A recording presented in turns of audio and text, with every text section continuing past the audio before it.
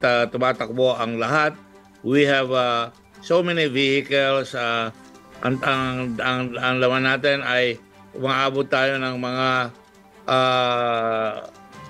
9 na tankers, 2 payloader, 3 6x6 trucks, 19 ambulances, 2 amphibian, 11 food trucks, 5 rescue boat, 15 drones, at Starlink, mayroon 65 units para palagi may Wi-Fi ang Red Cross. 8 motorcycle, delivery trucks na nag-deliver ng supplies ay 6, satellite phone 6, Verb, yung mga emergency vehicle ng volunteers namin, mga 5, service vehicle 10, and ito ang ating 143 volunteers na naka-standby, umigit kumulang sa 7,000 volunteer na naka-standby sa amin. Ayun.